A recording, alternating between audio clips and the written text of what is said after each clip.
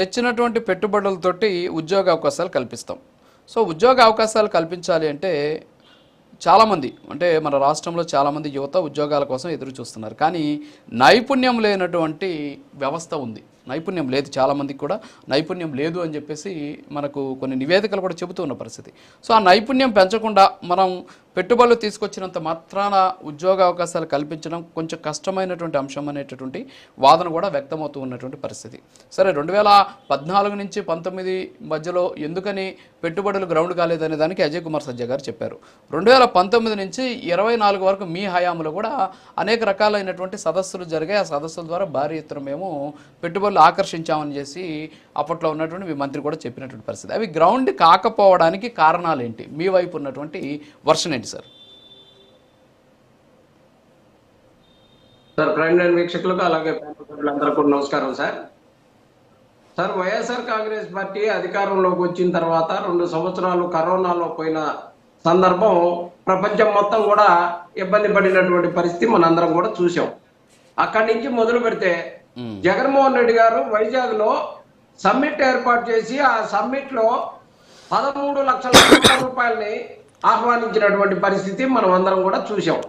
13 లక్షల కోట్లు ఏదో తెలుగుదేశానికి సంబంధించినటువంటి క్యాంటీన్లో పనిచేసే వాళ్ళు లేకపోతే వాళ్ళకో వీళ్ళకో సూట్లు వేసి తీసుకొచ్చి కూర్చోబెట్టినటువంటి కాదు. ఇందాక విశ్లేషకులు గారు చెప్తా ఉన్నారు ఎవరినో తీసుకొచ్చి సూట్లు వేసి చెప్పామని. ఒకసారి జగన్మోహన్ రెడ్డి గారు ఆ వేదిక మీద కూర్చోబెట్టినటువంటి వ్యక్తుల్ని ఒకసారి చూడండి. అదానీలు, అంబానీలు, బజాజులు మొత్తం మిట్టల్స్ తో సహా భారతదేశం మొత్తంలో నెంబర్ 1 స్థానంలో ఉన్నటువంటి వారందరినీ కూడా ఆ వేదిక మీద కూర్చోబెట్టి జగన్మోహన్ రెడ్డి గారు చూపించినటువంటి పిక్చర్ ని మర్చిపోవద్దు. ఏదో జగన్మోహన్ రెడ్డి గారు ఆషామాషిగా పెట్టారని చెప్పేసి తీసేసినంత ఈజీగా మరి ఆయన విశ్లేషకుడో లేకపోతే 3 కండవాళ్ళు కప్పుకున్నటువంటి నాయకుడో మరి మాకు తెలియదు. కానీ ఎత్తుకోవటమే జగన్మోహన్ రెడ్డి గారి ప్రభుత్వం మీద మొదటి నుంచి ఈ రోజే కాదునండి, ఆయన నిత్యం అదే ఆయన కాలక్షేపం. ఏది ఏమైనప్పుడు కూడా వైఎస్ఆర్ కాంగ్రెస్ పార్టీ అధికారంలోకి వచ్చిన తర్వాత ఊరగా మాటలతోటో చేతలతోటో ఆగలే. జగన్మోహన్ రెడ్డి గారు ప్రతిదీ కూడా మానిటరింగ్ చేసి వారికి కావాల్సినటువంటి ఎన్విరాన్మెంట్ అంతా ఏర్పాటు చేసి ఈ రాష్ట్ర అభివృద్ధికి ఎంతగా ఉపయోగపడ్డారంటే అంతగా ఉపయోగపడ్డటువంటి పరిస్థితి. ఈ రోజు రాష్ట్రంలో 4 పోర్టులు కట్టినా జగన్మోహన్ రెడ్డి గారే, ఫిషింగ్ హార్బర్లు కట్టినా జగన్మోహన్ రెడ్డి గారే కట్టినటువంటి పరిస్థితి. 17 మెడికల్ కాలేజీలు తీసుకొస్తే ఆ మెడికల్ కాలేజీలకి 4,000 కోట్లు పెట్టుబడి పెట్టి రన్నింగ్ చేసి ఆ 17 మెడికల్ కాలేజీలు మేము నడపలేము, మా చేత కాదు అని ఈ ప్రభుత్వం కేంద్రానికి లేఖలు రాసి పిపిపి ద్వారా ఈ రోజు ప్రభుత్వం మెడికల్ కాలేజీలని ప్రైవేట్ పరం చేసేటటువంటి చేతగాని ప్రభుత్వం గురించి ఎంత గొప్పగా చెప్పాలంటే అంత గొప్పగా చెప్పేటటువంటి ఆ నోర్లు, ఆ మాటలు, ఆ అధికార ప్రతినిధులు వారికి ఉన్నటువంటి స్వేచ్ఛ అది. ఇక మనం దాని గురించి మాట్లాడేదేం లేదు. వీళ్ళు చెప్తా ఉన్నారు కదా ఎన్ని ఉద్యోగాలు తెచ్చారని. జగన్మోహన్ రెడ్డి గారు ప్రభుత్వ ఉద్యోగాలు 2,42,000 ప్రభుత్వ ఉద్యోగాలు ఇచ్చారండి. చంద్రబాబు నాయుడు గారు ఇప్పటికి 3 సార్లు ముఖ్యమంత్రిగా చేసినప్పటికి కూడా 2 లక్షల ఉద్యోగాల్ని ఇవ్వలేనటువంటి పరిస్థితి. జగన్మోహన్ రెడ్డి గారికి, చంద్రబాబు నాయుడు గారికి నక్కకి నాగలోకానికి ఉన్నంత తేడా ఉంది. వీళ్ళు చెప్పుకుంటే ఏ ప్రెస్ మీట్ లోనైనా సరే, ఏ డిబేట్ లోనైనా సరే ఒక్క కియా తప్పితే రెండో పేరు చెప్పడానికి వీరికి అవకాశమే లేదు. ఇప్పుడు మళ్ళీ మొదలు పెట్టారు quantum computer. Yes, quantum computer ని ఆహ్వానిద్దాం, గూగుల్ ని ఆహ్వానిద్దాం. గూగుల్ ఎవరు తీసుకొచ్చారండి? అదానికి సంబంధించినటువంటి కంపెనీని జగన్మోహన్ రెడ్డి గారు ఎంఓయూ చేసుకొని మొత్తం దాన్ని చేసినటువంటి పరిస్థితి వైజాగ్ లో. దానికి మీలాగా సంతకాలు పెట్టించేసి పంపించేటటువంటి రకం కాదు జగన్మోహన్ రెడ్డి గారు. ఈ రాష్ట్రానికి ఎలాంటి ఉపయోగం ఉంది, ఇక్కడ మీరు డేటా సెంటర్ పెడితే ఈ రాష్ట్రానికి వచ్చేటటువంటి ఉపయోగం ఏంటి అని చెప్పేసి జగన్మోహన్ రెడ్డి గారు మాట్లాడి 24,000 ఉద్యోగాలు మన ఆంధ్రప్రదేశ్ ప్రజలకి, పీపుల్ కి ఇస్తే తప్పితే ఇక్కడ పెట్టడానికి అవకాశమే లేదు. వారందరూ కూడా ఈ స్కిల్ డెవలప్మెంట్ ద్వారా కోర్సులన్నీ నేర్పించేసి వారందరినీ కూడా 24,000 ఉద్యోగాలు ఇచ్చేటట్టు జగన్మోహన్ రెడ్డి గారు అదానీ గారితో ఒప్పందం చేసుకుంటే ఈ రోజు చెల్లికి మళ్ళీ పెళ్లి అనేటటువంటి కార్యక్రమంలో భాగంగా చంద్రబాబు నాయుడు గారు తీసుకొచ్చి ఇలా గూగుల్ సెంటర్ నేను తీసుకొచ్చానని చెప్పేసి జబ్బలు జరుచుకుంటా ఉన్నారు. గూగుల్ సెంటర్ ఎవరు ఓకే చిన్నపరెడ్డి గారు ఇక్కడ ఒకటి చిన్నపరెడ్డి గారు మీరు మీరు మీరు ఒకటి మీరు ఇప్పుడు ప్రభుత్వం ఉన్నటువంటి ప్రభుత్వ విధానాలని ఖచ్చితంగా విమర్శిస్తున్నారు. ఓకే, ఇవన్నీ పక్కన పెడితే మీ 5 ఏళ్ల పాలనలో వచ్చినటువంటి వాస్తవ పెట్టుబడులు ఎన్ని? మీరు సంతకాలు చేసిన లక్షల కోట్ల ఒప్పందాల్లో ఎన్ని పరిశ్రమల్ని గ్రౌండ్ చేయగలిగారు? ఆ లెక్కలు ఏమైనా ఉన్నాయా మీ దగ్గర? 4 పోర్టులు మీకు కనపడుతున్నాయా లేదా? కనపడ్డాయా లేదా? నేను అడిగిందా, మీరు నన్ను అడిగారు కాబట్టి నేను 4 పోర్టులు మీకు కనపడ్డాయా లేదా? మిగతా పార్టీల వాళ్ళకి కనపడ్డాయా లేదా అనేది వదిలేసింది. మీకు కనపడ్డాయా లేవా? ఏంటది? 4 పోర్టులు మీకు కనపడ్డాయా? ఆంధ్రప్రదేశ్ లో జగన్మోహన్ రెడ్డి గారు ముఖ్యమంత్రి పెట్టుబడులు సార్ పోర్టులు కాదు సార్ నేను అడుగుతున్నది. ఓకే పోర్టులు ఓకే, పెట్టుబడుల గురించి మీరు అన్ని లక్షల కోట్లు చేశారు కదా, ఎన్ని గ్రౌండింగ్ చేశారు ఆ లెక్కలు చెప్పండి సార్ అంటున్నా. నాకు కనిపిస్తున్నాయి. ఇందాక మీరు ఉద్యోగాల గురించి మాట్లాడారు కదా, ప్రైవేటు రంగంలో వచ్చే ఉద్యోగాల వల్ల జరిగే విషయాలు వేరే ఉంటాయి. ఓకేనా? ప్రభుత్వ రంగంలో ఇవ్వడం వల్ల డైరెక్ట్గా ప్రభుత్వం చెల్లింపులు చేస్తుంది అనమాట, జీతాలు. ఆ భారం ప్రభుత్వం మీద పడుతుంది. అదే ప్రైవేట్ రంగంలో అయితే ఉత్పాదకత పెరుగుతుంది అనమాట. సో ఇన్ని అంశాలు ఉంటాయి వాటి చుట్టూ. సో నేను అందుకే వాటన్నిటిని ఇంటరప్ట్ చేయట్లా.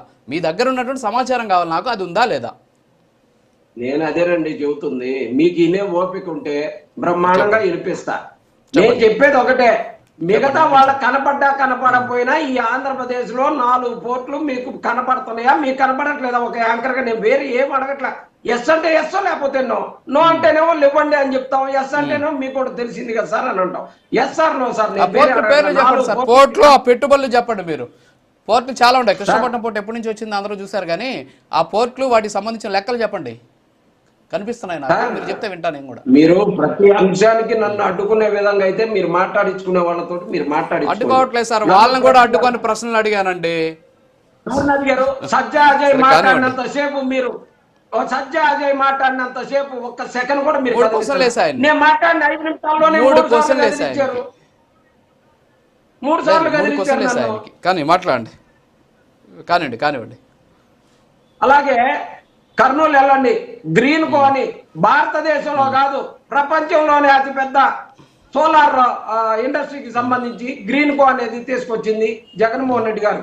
32,000 కోట్లు సార్. అడుగుతున్నారు కదా ఎంత పెట్టుబడులని. 32,000 కోట్లు సార్. యెహోవా టైర్స్ వైజాగ్ లో సార్, వైజాగ్ సంబంధించినటువంటి దాంట్లో చూడండి సార్. ఇలా చూసుకుంటూ పోతే జగన్మోహన్ రెడ్డి గారు చేసి చెప్పుకోవటానికి చెప్పలేదు కాబట్టి జగన్మోహన్ రెడ్డి గారు ఇలా అభివృద్ధి విఘాతకుడు అయ్యాడు మీ అందరి దృష్టిలో. జగన్మోహన్ రెడ్డి గారు చెప్పినవి చేసుకుంటా పోయి జగన్మోహన్ రెడ్డి గారు నా పని నేను చేసుకుంటూ పోతున్నాను, ప్రచారం నాకు ముఖ్యం కాదు అని చెప్పేసి వీళ్ళు ఇలా క్వాంటమ్ కంప్యూటర్ వచ్చేసినట్టే అయిపోయింది. అజయ్ గారు చెప్తా ఉన్నారు కదా, క్వాంటమ్ కంప్యూటర్ వచ్చేసింది, ఇంకా అభివృద్ధి చూడండి అని. 2014 నుంచి రాజధాని వచ్చింది అని చెప్పేసి అభివృద్ధి చూడండి బ్రహ్మాండంగా ఉంది. అక్కడ మనం చూస్తానే ఉన్నాం, రోజు నీళ్లు ఎత్తిపోసుకునే అభివృద్ధి మనకు కనపడతానే ఉంది. ఈ రకంగా చెప్పుకుంటే ఆంధ్రప్రదేశ్ లో చంద్రబాబు నాయుడు గారు విజనరీ అని చెప్పుకొని ఈ రాష్ట్రానికి అభివృద్ధికి ఏమాత్రం కూడా ఉపయోగపడ్డటువంటి పరిస్థితి లేదు సార్. చిన్నవాడైనా సరే జగన్మోహన్ రెడ్డి గారు పెద్ద కరోనాని ఎదుర్కొని అక్కడి నుంచి 3 సంవత్సరాలు కూడా పరుగులు పెట్టించి ఈ రాష్ట్రాన్ని అభివృద్ధి పదంలో తీసుకుపోయినటువంటి పరిస్థితి. నిన్న చూస్తే జిఎస్టీ వసూళ్లు కూడా తక్కువగా కనబడుతున్నటువంటి ఆంధ్రప్రదేశ్ ని ఎక్కడికి తీసుకుపోతున్నారో చూడండి. ఈ రోజు తండ్రి కొడుకులు సెలవు పక్కకు పోయారంట. ఒకటే అభివృద్ధి చేయటం కోసం ఈ రాష్ట్రానికి కావాల్సిన పెట్టుబడులన్నీ తీసుకురావడానికి చాలా గొప్పగా ప్రయత్నాలు చేస్తా ఉన్నారంట. వీళ్ళు షికార్లకు వెళ్ళటం తప్పితే అక్కడి నుంచి వచ్చిన తర్వాత చెల్లికి మళ్ళీ పెళ్లి అని జగన్మోహన్ రెడ్డి గారు తెచ్చిన లిస్ట్ అంతా చూసి ఆ లిస్టుకి సంబంధించిన వాటిలో మళ్ళీ ఓపెనింగ్ చేయటం తప్పితే వీరు చేసేది ఏమీ లేదు. ఈ 18 నెలల్లో చంద్రబాబు ఇందాక సజ్జాజయ్ గారు ఒక మాట మాట్లాడారు, దానికి సమాధానం చెప్పాలి. జగన్మోహన్ రెడ్డి గారు అధికారంలో ఉండగా చంద్రబాబు నాయుడు గారు మాట్లాడినటువంటి ఈ సమ్మిట్లకు సంబంధించిన పెట్టుబడులు కానీ వారిని ఏమైనా ఎప్పుడైనా ఒకసారి కూర్చోబెట్టి మాట్లాడారా అని. 18 నెలలు అవుతుంది. మీరు ఎప్పుడైనా కూర్చోబెట్టి మాట్లాడారా?